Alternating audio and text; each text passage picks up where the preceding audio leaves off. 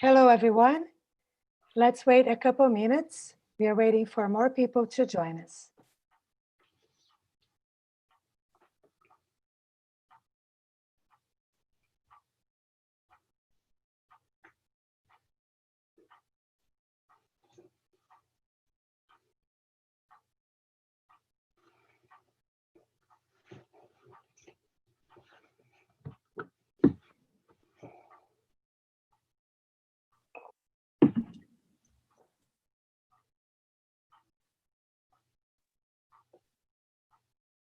Hello and welcome. We're going to be starting in about 1 minute.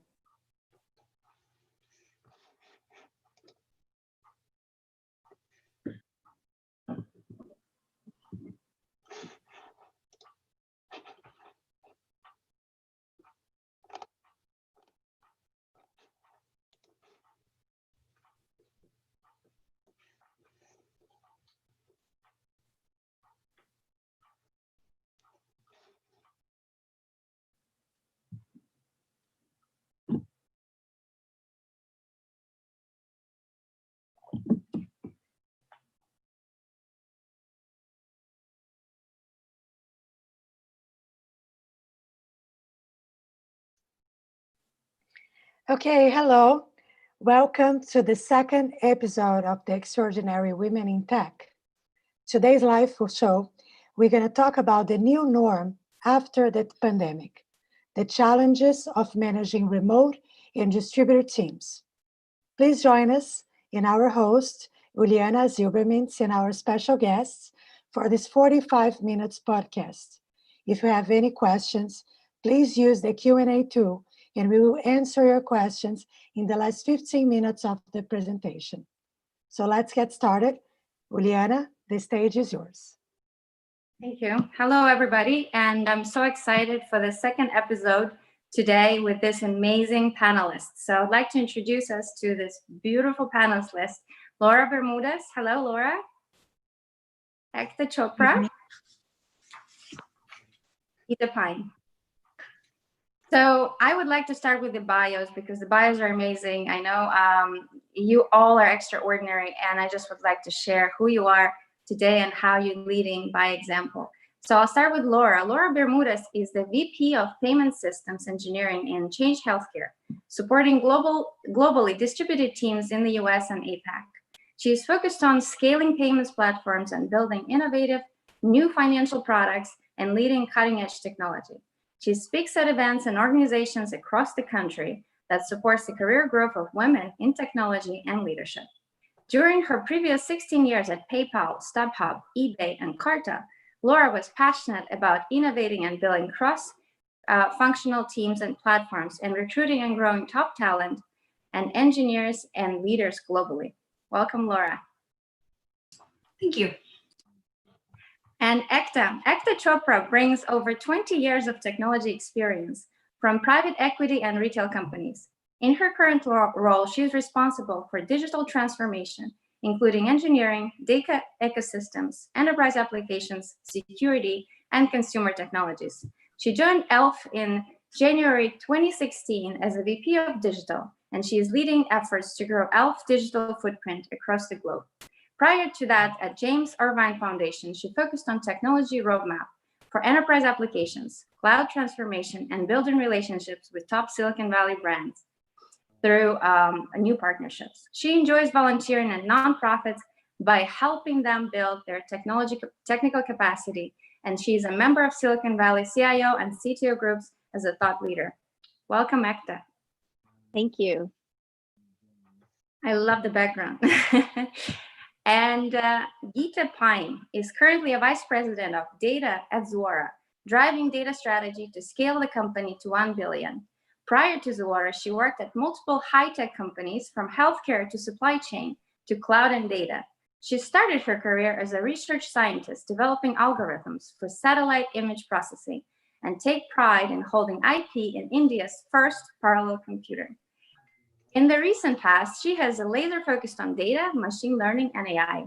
She loves to mentor, grow next generation talent, and makes a difference, especially when young graduates entering the workforce. Welcome, Geeta. Thank you. And I would like to start with a warm-up question, of course, because I want us to think creatively. So I know we're living in a crazy time right now. So imagine I predict the future, and I can tell you that another pandemic will happen in August 2021. You have $5 million to spend, and you can create any business that you want. What would be the business and why? I would like to take the question. I can take the question.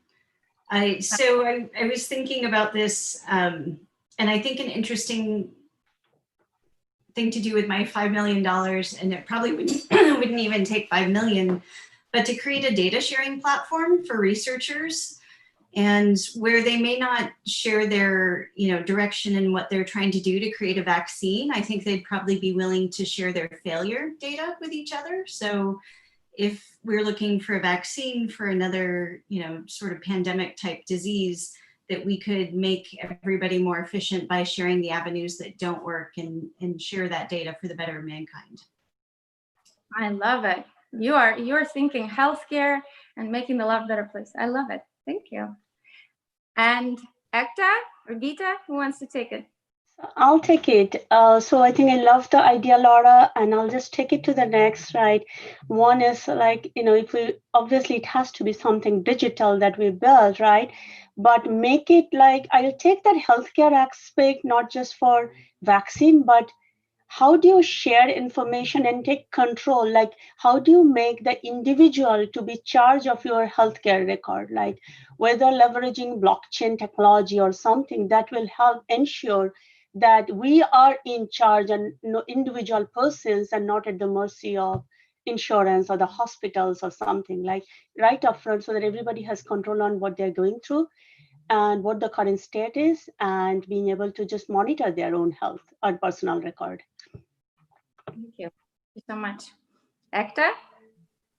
Wow, those were really fascinating answers. And I think to me, today what this pandemic has taught us is health is the most important thing that you can ever invest in. So I couldn't agree more with my fellow ladies here. And I would say similar to that, how do you leverage an investment where you leverage big data, AI to really take care of yourself, along with IoT devices that we're wearing now, and knowing exactly, sort of how we take care of ourselves and our families. So, yeah.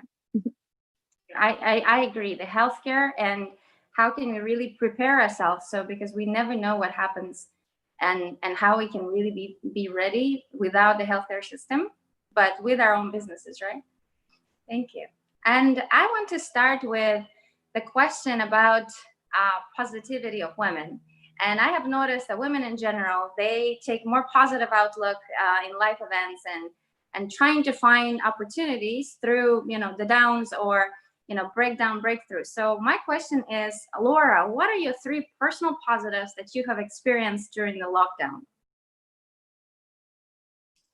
In terms of personal positives, I think it's really, having the time to do some of the things that I don't always get to because I'm commuting. But sometimes it's just really simple stuff. So it's, the time to read. I used to have a stack of management and technical books and leadership books that I, were hoping to get to. And I finally managed to get to all of them and spend the time and just hang out in the backyard with my dogs and read. But just, also connecting with friends. We've been very conscious to check in with each other and see how each other's doing. And some of my friends that are my best friends that, live down in San Jose and, it takes forever to arrange to have dinner or anything else, we can hop on a quick Zoom call and, they're just a dial away and we catch up every week and see how things are going. And so it's been great to have extra time to connect to people. That's great, Laura. Thank you. It sounds like you also doing personal reading and using technology now that we usually don't use for friendships, right? We are so far away with the distance as a key, like I can't get to you, but with the Zoom technology now, we're just a phone call away. Mm-hmm. That's absolutely awesome. And Ekta, I know you and I are moms, and it's a little different when you have a dynamic of managing kids and we have young children. So I wanted to ask you, how did you see any benefits in being at home, and how do you balance work and mommy responsibility?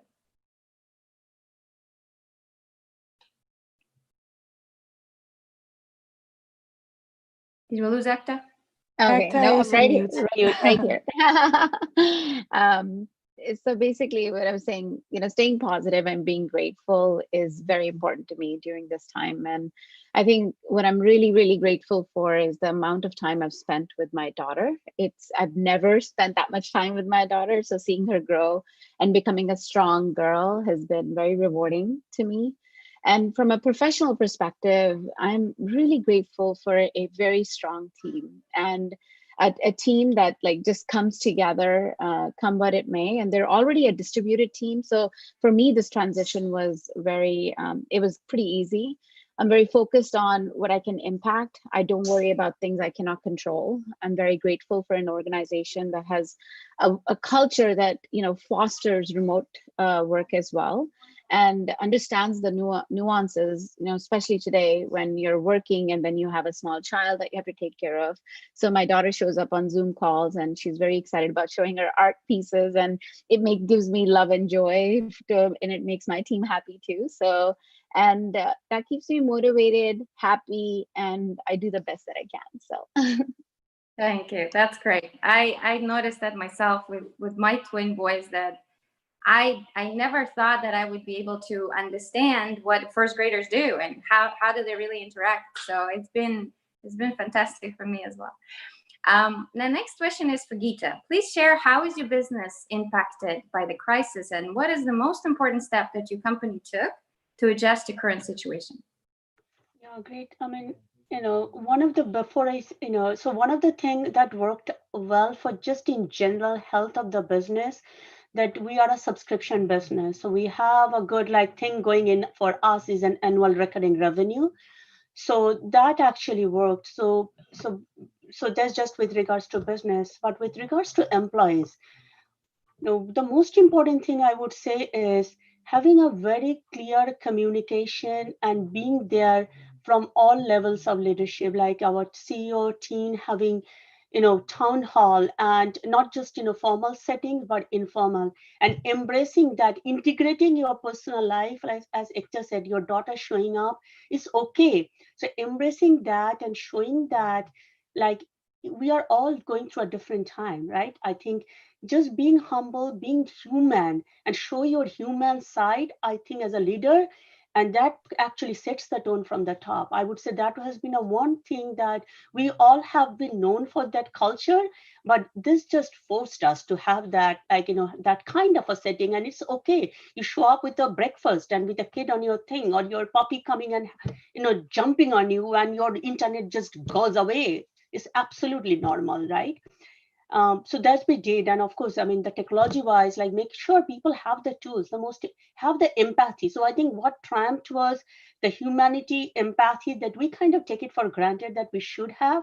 But this is the time that if you don't, you are going to just lose connections with your employees and people. That was great. Thank you, Geeta. It sounds like what I'm hearing is the impact and how connection of home and work and humanity came all together. And with this pandemic, we all just became really true human beings, feeling each other.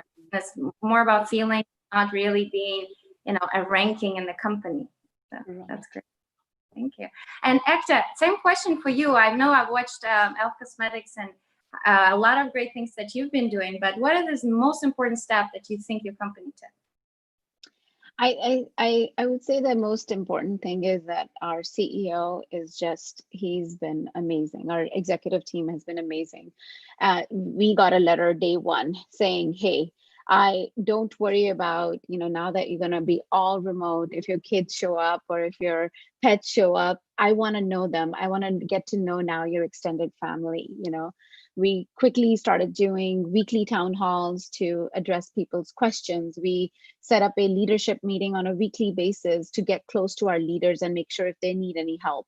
Our leaders of leaders, we actually started meeting every single person in the team. Our CEO personally calls everyone just to check in on them. Are they okay? Do they need anything?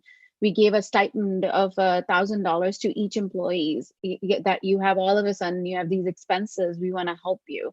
There were so many things that my organization did that I think it made this very seamless in a way. So I'm very grateful. I think that really built the strong culture at the very forefront of this pandemic for us. Great, thank you, that's great. And next question is after COVID question. Now, as we adjusted to a new norm, routine, we're getting to know how to work from home. I would like to ask you, Laura, what would be the new norm after COVID-19? Do you see anything changing? Or are we taking what we've learned into the new life? Yes, absolutely. I see a lot of things changing. I think a lot of companies that had not previously embraced remote work and flexibility will learn to value those things. So many companies now have had no choice but to figure out how to make working remotely productive, and discovering that it can be equally and sometimes even more so productive as the normal work schedules and lives for people is a great thing. And it also forces managers to lead and to measure by results and by contribution versus by physical hours in a desk, or the proverbial butts and seats that you see in an office. So I think it will enable a next generation of leadership to be even better leaders for their people.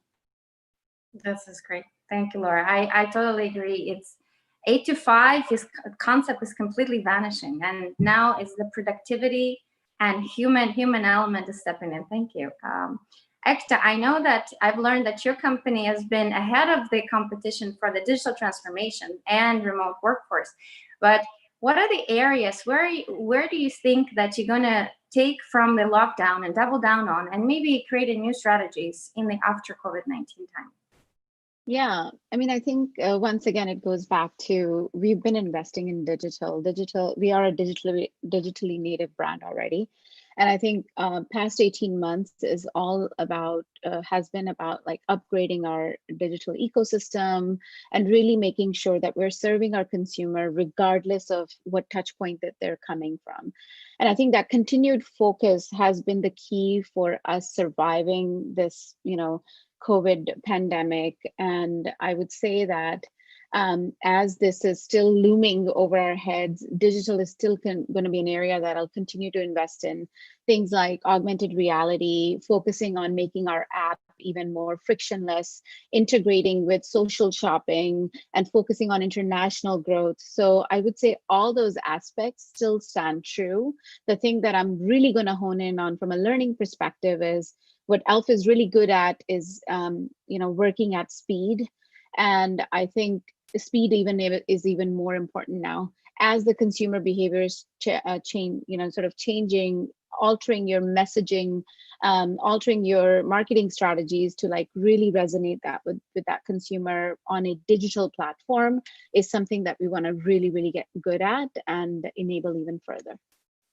Got it. Thank you. Just continue the path and also learning from that fast speed digital transformation. Exactly. Thank you. And my next question actually to all panelists, because all of you are amazing leaders and you all managing distributed teams.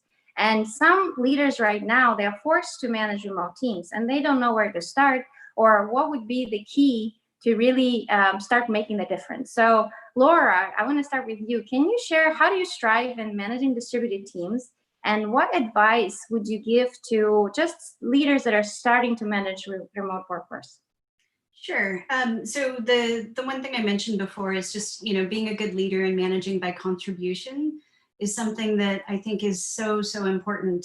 You have to be really clear about what you want your team to accomplish, and you have to be able to measure the results of what the team is delivering to those objectives without having to be, side by side with somebody day in and day out. But honestly, for myself, I think some of the most important things I've found during this time is spending extra time to check in with every single team member in a one-on-one basis. And not just talking about the work challenges and the work problems, and talking about their own personal circumstances, understanding what each single individual is going through with the work from home circumstances, what sort of obstacles they have, how I can be flexible to make them successful, and just checking in on their, you know, their health and mental well-being, and just making sure that, you know, they still feel connected to each other in the company during this time. That's great. Awesome. Thank you, Laura. And Geeta, what about you? Can you share the top 3 practical tips that really give audience a platform to use in managing distributed teams? Sure, thank you. And I think those were great, you know, what Laura talked about, all of the above. So I would say number one, of course, turn your video on. Make you as a leader, make yourself visible. So if you set the tone, people will be visible, right? Be, you know, one thing, you know, we always need to know for teams, right? You need to know the culture. Like, so especially when you are distributed, and the name of this, I mean, meaning of distributed has changed now. Like living in the same door, you know, town also is distributed now.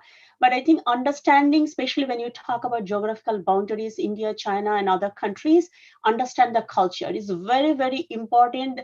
How people like to be, you know, have the communication. Are they good with just videos and the slides and the presentations, or do they want a, you know, side chat conversation? Because I have worked with people that feel more comfortable in just, you know, writing over English versus following through a very speed conversation. So understand that individual person as well as the culture of that, like, the context of communication. And as like sharing yourself, like in the video, invest in the collaboration tools if you haven't, especially like whiteboarding. I mean, we all miss the whiteboard, right? So right now, in the lack of a whiteboard, I just put a whiteboard in my bag and I just put my, you know, video camera over there. Don't look at me, look at my board, right? But having that kind of, so get that, you know. And the third thing is, you know, basically have informal discussions. Like as Laura said, check in. If somebody does not show up, you know, on a stand up, don't assume that somebody is like just ignored. Find out what happened before you make a decision. I mean, I think in the past we used to just make assumption, oh, so and so didn't show up, like, but you can't do that. So that empathy again comes up, right? So be visible, have tools, invest in the tools, use the right collaboration communication tools, and ensure that people are getting it. And check in, just basic check in with people, and, you know, from time to time, have informal happy hour. You know, I'm sure a lot of people also are doing virtual happy hours, virtual lunch, just, which is okay. Just have dialogue and conversation. This is great. I love those tips. Thank you. Visibility is great, and I love the whiteboard. I think I have to start that. I love it. Thank you. And Ekta, I wanted to ask you, from your leadership skills, how do you build trust with your employees, and what makes you a great leader today? Yeah, I don't know about great, but I do think for me, empathy is at my core value. I 100% agree with Geeta and Laura as well. Like, really, my team has done tremendous work already in the organization. So I have a lot of trust in my team. They're my strength. They make us all successful as a group, a digital group. So I, regardless of the boundary of a physical location, I know that the team is working and they're getting stuff done. So I have a lot of trust in my team. I think that trust is built over time. It's built through a culture where, you know, as Geeta said, like, turn your video on. Zoom is very important. We do these fun backgrounds. You can see my background right now. For every moment, for every meeting, we always have a special Zoom background. It becomes something funny, add a fun element to our meetings that we're having. And it connects us. You know, we're celebrating birthdays more than we ever did. We're celebrating, you know, people's anniversaries. We're celebrating these micro moments that are happening in people's lives. And we're doing it through self-expression and adding creativity as well to our work life as well. So I do think, you know, have empathy for your team, and don't just make assumptions that they're, you know, just because they're working from home now, they're not working. That's number one. And I think number two, just exactly chime in again on, you know, the tools, Zoom, Slack, leveraging whiteboards, leveraging those things have been super helpful. And lastly, I think trust is built, as I said, over time, but have faith in your team. Like, if they are, you know, a team that, you know, worked with for a while, I think you'll see that nothing has changed other than that now the teams are working even more and they're even more conscious of their delivery of their work. So be there for them, and understand that this pandemic has actually brought a lot of stress in people's life. So how we as leaders can be their strengths. So yeah. Great. From all of you, thank you so much. From the links and the tools, from humanity aspect, authenticity, and I think I hear also from all of you the trust and going in and to really have this authentic connections outside of the meetings where you can actually feel what the person is actually experiencing. Before we put that aside, and now we're actually having this also a very special element where we want to know what's happening with them and their mental state and how happy they are, and an extra work that they're putting in is amazing when you have this personal trust. So thank you, I love it. My favorite question of all is future of the tech world, and I know a lot of things happening with Elon Musk flying and virtual reality is happening, but I want to ask you, I'll start with Geeta. Where do you think will be the biggest revolution in tech in 20 years? Yeah, so you started with the space, right? So I think I'll go with that first. Like, I think conquering outer space and having this shuttle back and forth, and not at ridiculous price, but make it cheaper so that you and I can fly. So I think that might become reality, right? So, but on that, like satellite communication, I think a lot of tiny satellites, what I do think will happen is making data from satellite used for beneficial AI, whether it is for detecting like poverty somewhere, like not just for sake of using for communication and whatnot, but find ground really, how do we enable to solve real ground problem, whether it is education, whether it is vegetation, whether it is poverty. We need to uplift I think that's getting real technology wise, right? I think this hyper connected world, Ekta talked about this whole smart devices. I totally believe the smack it hyper connected world. I think my vision is Minority Report, kind of, if you have watched the movie, is not too far away. The sci-fi movies actually helps us to imagine what's possible, and those days are coming, getting real, right? But if I think what COVID taught us, I think we don't have to wait for 20 years. Having access to education, I think the bridging the digital divide, so that whether you are this side of the world or on the other side in a remote, how do you have that connectivity? How do you have the same access to the information that you and I are just privileged to have, right? I think that getting that battle, I think there is a lot of goodness will come. COVID will teach us that how can you leverage technology? How do you bring in that VR, AR, so that Zoom is not fatigued, you have an immersive experience. So we don't we have 5 different, Zoom windows talking to each other like zombies. So now we have that immersive experience, right? So I can go on, and this is the most passionate area that I am about, like what could happen and what is a possibility, because fundamentally compute has changed. Like we don't have to, high scale compute. There is edge computing, cloud computing, making it happen. So now, and the data coming, throwing compute close to the data. So the convergence of the data and the compute is happening. Now an AI, like the chatbots, the virtual assistant, digital assistant, cobots, robots, whatever you name it, right? I think will be all amalgamated. And I think I see a future where operating system will be like this, hyper connected world. So it's not just the one internet, you go, it gives you access from the cloud to the edge to all the way to a smart device. And that's the fabric. I think innovation will happen, and we'll all ride that operating system, if that makes sense. No, that's great. Thank you, Geeta. I think what I heard the most exciting for me is how virtual reality is becoming human, supporting human projects. And really, instead of connecting with virtual robots, you're connecting with human projects. Globalization, that probably COVID taught us as well. So thank you. That's great perspective. And Ekta, can you share your thoughts? Yeah. So, wow, Geeta, you're so passionate. I loved it. So, but a lot of similar themes, digitally extended realities, which would encompass virtual reality, augmented reality. I see that even getting, sort of tighter and tighter in terms of making it real.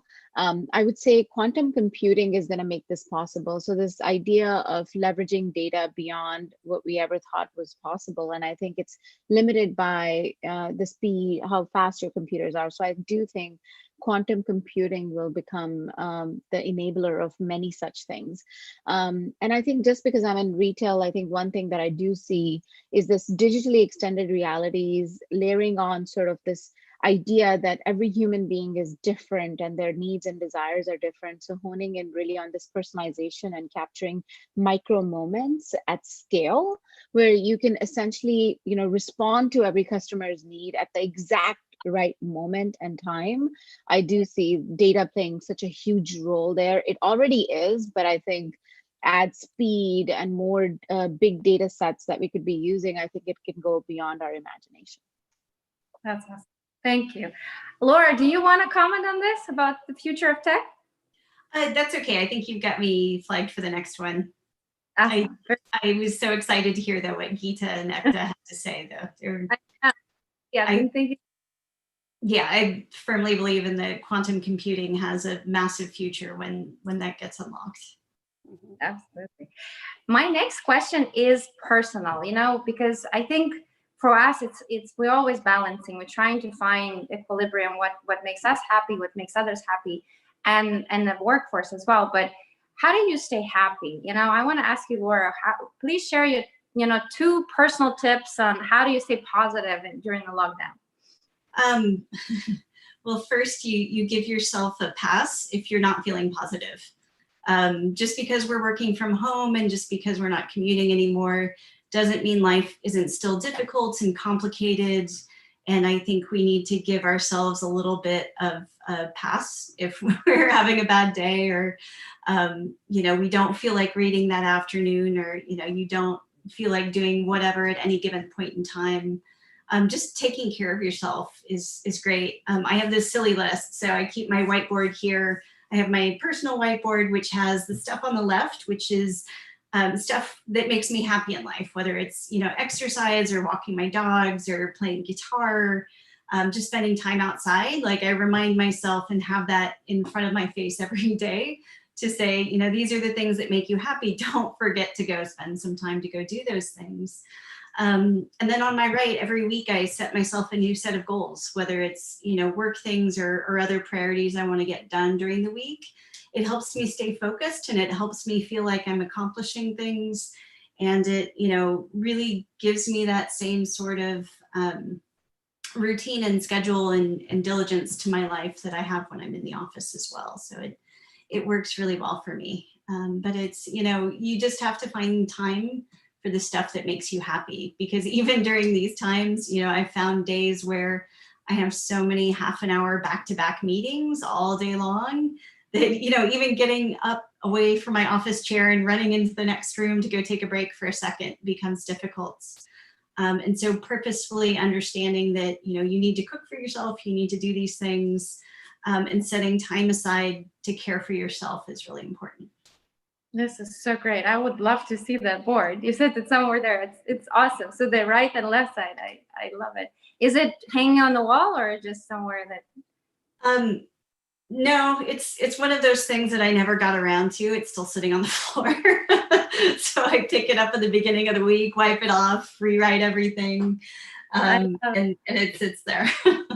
This is so great, Laura. I've been thinking myself as that when you said back-to-back meetings, when the life goes on and it starts at 9, for example, how do I find time to balance? And I discovered my time is 6 to 8, and that's a me time. And I just walk out and spend as much as I can outside, listening to music, listening to podcasts, or something that gives me every day in the morning boost of me time. So that's great that you have that personal and goals. I don't know if I can structure it this way, because that takes a leader and it takes a structure. That's amazing. Thank you, Laura.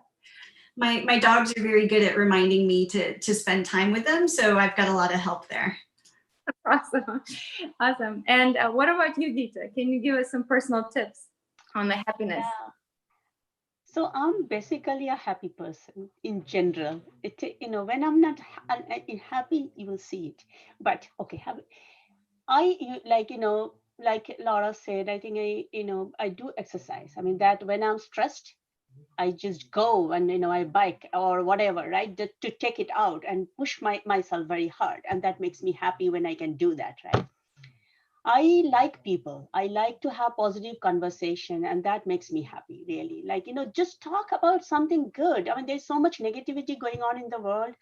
I mean, there is a lot of, don't talk, don't try to watch every news, don't try to do every social news media. Everybody is a reporter these days, like which number to trust, I don't know, which news to trust. So try to ignore as much. Focus on what, makes you happy. So try to watch good movies, talk to good friends and family, and just see like, how can, do something that's like, that makes is fun, right? Not just worry about everything. And I think, even though at work, I think, Ekta, you mentioned that you try to focus on what you can control and leave the others. There are smarter people. So that's what I try to do, is like, I can control entire world. So let's control what we can. I do exercise, I watch movies, I try to, eating chocolate makes me happy. When I love it. I'll have some chocolates. And I have a beautiful garden. I'll go and sit, which I never used to. I was telling my husband that, oh my God, there are so beautiful roses this time. It's like, flowers always come. We just don't have the time to watch. So take the time to go and take a walk in the garden even. So Yeah. that makes me happy. That's beautiful. Thank you, Geeta. I don't know if Ekta, you want to have any tips for us, or we can move on.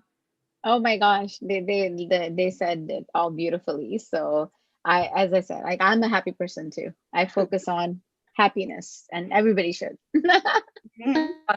Thank you. I heard something from Geeta so critical is letting go of control, because I think we in general love to control things around us, and we don't allow people to grow around us because we think we got this. But if we allow them to grow, they really flourish. And then just having that trust, that stepping back is always good. Yeah. So now I want to open up speaker to speaker questions. I know you now learned a little bit about each other. So I'd like to ask you to ask one of the panelists one question, and you can pick a panelist, and who wants to go first? Yeah, so maybe I'll go for Laura. Change healthcare, right? What's the number one thing? You are relatively new. What's the number one thing you had to do, coming in a post-COVID situation, and that too in a healthcare company? So it's, well, actually the number one thing is, it's been very interesting trying to ramp up while being remote. So I have no idea what the office is. I've never seen it. Luckily, I'm working for one of my old bosses again. So he and I have already developed a rapport over the years. But really, the number one is getting to know the people. It's, very, very tough when you're trying to ramp up remotely. And I really, it's funny because it has turned the tables. When I was first starting the lockdown, I had hired 2 leaders that had come into my team, and they spent a grand total of 1 day in the office. And then everything else they did was remotely. So I've been trying to do everything I did with them in reverse. So, for me, it's really a matter of spending the extra time with people, getting to know people, letting them get to know me, understanding what the key challenges are. Payments is a very critical thing for us in terms of our expansion strategy, and trying to really build out a full ecosystem of healthcare technology platforms that really complement each other and serve the healthcare industry, and enable it to be a lot more efficient than it is today. So for me, it's really, how quickly can I get to know people? How quickly can I focus on what the landscape is, and how quickly can I start jumping on, delivering what it is that we're heading for next. Wonderful, thank you. Thank you. Great. Laura, do you want to ask panelists a question? Sure, I'll ask Ekta. So what do you find has been some of the the high points and the low points for your teams during this time. So what has brought you guys together more, and what are some of the things that have been challenging during this time? Oh, great question. As I said, like my 90% of my team was already remote. Silicon Valley is so expensive. I can't hire developers enough. They live in my boonies, all over the nation. So my team was already remote. But the best thing that I've heard from my team is we as a company have come together so beautifully that they're spending more time now getting to know people that they never knew before. And some of these are behind the scene, QA developers and so forth, for them to like interact with the CEO of the company or other VPs and other managers has been really tremendous. So I think even them getting to know my team on a personal level has been great. So I think those things have just become really, really strong. It's brought us together even more than it ever did before. I think what's been challenging, I think, is I miss my team, like seeing them physically. We used to do like every month come together and do meetings and whiteboard, eat lunch together. Doing that over virtual has been, I miss just being around them in a room, but that's just me. Like I love people. I love being around people. But other than that, my team has delivered successes. Like they haven't skipped a beat, which has been really tremendous. So yeah, but that was a good question. Thank you. Awesome. And Geeta, Ekta, do you want to ask a question too? Yeah, I mean, it would be to both of you, right? Like, as women leaders, I think it's even, what I find is that many women have actually dealt with the COVID situation better than better than anything else, right? So tell me, like, how do you guys like focus on, ensuring that you guys are we're all in positions where we have to deliver, success. We have to deliver something. So how do you guys as women leaders like really sort of keep a tab on that, or really like kind of see like how, what motivates you and what keeps you going in making sure that that still happens and even COVID can't stop you? I can start if you'd like. So it's really understanding how the team's performing to goals, and spending time to talk and reiterate about what the priorities are. As any normal office environment exists, especially in software development, you tend to run into things like scope creep and extra projects that get thrown in the schedule, and different tasks that kind of slip in and divert your attention from what you're trying to focus on. So it's really, keeping those extra meetings, whether it's, doing daily stand-ups instead of, 2 times a week stand-ups. It's just really spending the extra time to make sure the focus is on the right things, and that people are, consistently hearing the same message, and it's aligned, and that, you see the progress, and that, just because we're not in the office together, that you ask people what they're getting blocked on and what they need your support for. And so, people should still have autonomy, and they should still be leading and driving their own work. But, it's really my job to support their success and make sure that, I'm setting the right priorities for the team, and that that's a consistent message that comes across. Yeah. Right. And I'll just add to that. Yeah, sorry. Go ahead, Geeta. Yeah. No, I was telling, like, one of the thing I've found is like, and again, just our natural tendency is to just kind of get to know people a little bit more personally, and thinking about when somebody behaves in a way, why certain person is doing certain things, right?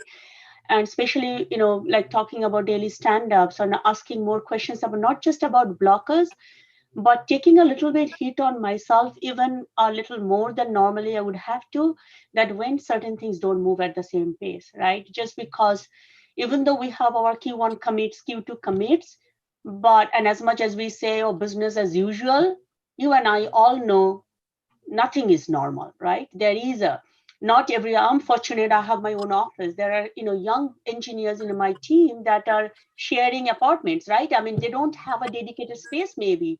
So maybe, are they able to do this job? Do they have a problem, right? I think that empathy again comes back, I think what makes us, has been more helpful and useful. And I think our intuition and gut, I mean, a lot of my important decision in my life, I do with my guts, even though I'm a data junkie, but I do a lot of gut. And I think that actually the sensing that somebody might be needing help has been my tremendous asset, even in this kind of situation, pandemics, right? And being there, and even like, not hiding, like not be, like telling my boss that, hey, so and so is not there. It doesn't matter. Does the work get done? Can I take some load off because somebody is like suffering, right? And project will be get it done, but you don't have to be that black and white. That so being able to reshuffle, reprioritize, and adjust, and our adaptive nature, I think, has also helped in adjusting during this pandemic, Yeah. in just running, getting things done. Yeah. I couldn't agree more. It's that succeeding as a team, because we, I'm very lucky to have my office situation and, a quiet room to go to. But not everybody is going to be equally productive. And the point of it all is staying together as a team and supporting each other. And it's, it's not one specific individual who makes or breaks everything, and not everybody has equal circumstances. Together, we're a lot stronger if we support each other and make allowances where we need to make allowances. I think a lot of the trust comes from being able to understand that, a lot of things are happening in the world right now that is making it very difficult for people to focus. And everybody has their different circumstances that they're dealing with. My teams have always been really strong because they're really close connected to each other. And where we know one person is having difficulty, we all help that individual. And so it's, nobody looks down on anybody because they have difficult circumstances or need flexibility in their schedule. We all accommodate together to make it work for everybody. Great. That's very inspiring.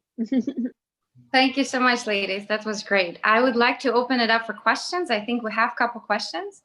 I want to start with one as, can you give one positive attribute that you learned about your team during the lockdown?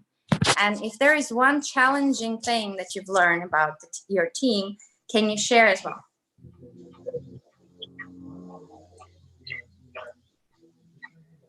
So I'll go positive is people, not just work. Everybody actually, even though we think a geeky engineer, but that geek actually wants to have some fun, and they want to do something together, even though we might be like somebody looks like a very introvert person. But during this time, people want to see each other. People want to have a conversation.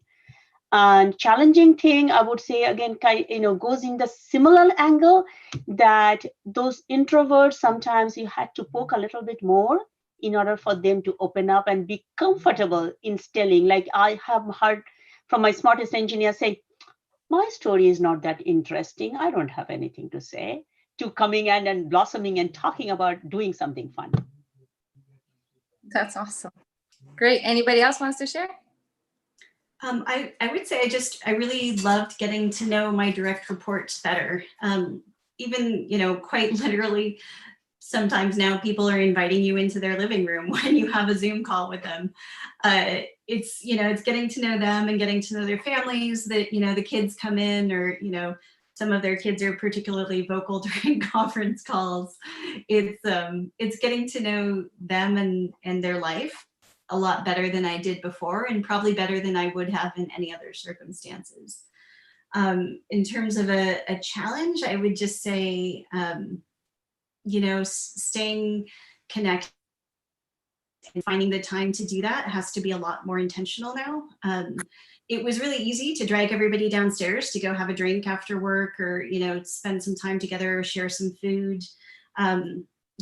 Now it takes a little bit more intention and arranging, but, like the happy hour that I think Geeta mentioned, I was able to arrange a wine tasting that they overnight the wines to each individual, and it took quite a bit of arranging to do, but it got the team together to really just relax and feel like they had an experience that brought a little bit of the outside world to them, because we've all been stuck at home so long. It's tough to do that, though. It does take more intention and more arranging and more scheduling, but it can work. That's great. Thank you. I have another question from the audience. How did you pick your IT career and who influenced you in this journey? I could go on this one. I think my career started because I was a rebel in many ways. Like I was the only girl in my networking class, and it really made me mad. And I was the only girl in my, Visual Basics class, and I was like, I can do this. I can do this. I'm gonna, sort of continue down this path and come no matter what comes in my way. And I started in manufacturing. I did that, and it was a very tough, because in manufacturing too, it's really hard for women leaders to kind of survive there. And I think over time it just made me stronger, made me more resilient, and I was courageous enough to take risks. And I think I fell in love that technology impacts everyone. And I think just that piece gives me a lot of satisfaction that I can be in a field that's impacting people, sometimes good, sometimes not so good. And maybe that whatever is not so good, I can make it better. No, that's great. That's great. What about influencer? Do you have an influencer? I would say from a women leader that I, really sort of am influenced by. I love the CEO of Stitch Fix. I think her story is just amazing, and how she kind of became a leader. And I love her. I think she's amazing. Thank you. Anybody else wants to share your journey? I think my journey actually, I just went with my curiosity. So I started with, space research as like after my engineering, because I was curious and I got a job there. But then kind of I would say a little bit with the not knowing where am I getting into, but I know give anything, I'll learn and figure it out and solve it, right? And by then I think I didn't know anything about what IT is, or right. So we started, and then by experience, like started to learn like what you are good at and how can you make a bigger impact, right? How can you, what you're good at, what your passion is, what you're good at. And if I can find a job that can pay, nothing like it, right? So I think that's how kind of like by experimentation, I landed in these technology jobs that I'm passionate about. I can use it and make an impact, and it pays me pretty good, right?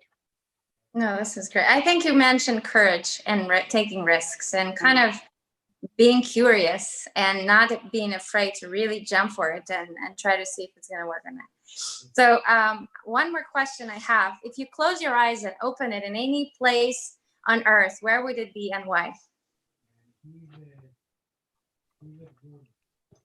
Home. I'm home, and that's where I always like, I want to be around my family. Like if I love traveling, but at this time I want to be home. Awesome. Anybody else? I'm in Hawaii. Yeah, I think Geeta and I share this one. Like Hawaii is one of my happy places. I would be sitting in the sand with a Mai Tai in my hand and just enjoying the ocean. I read a book. It's soon. Hopefully it happens soon. But this was an amazing discussion, ladies. I am so inspired. I hope the crowd also felt the passion, the courage, the leadership, and got some tips out how to manage the distributed team. So thank you so much, and hopefully we'll stay in touch. Thank you. Thanks, everyone. Bye. Bye. Thank you.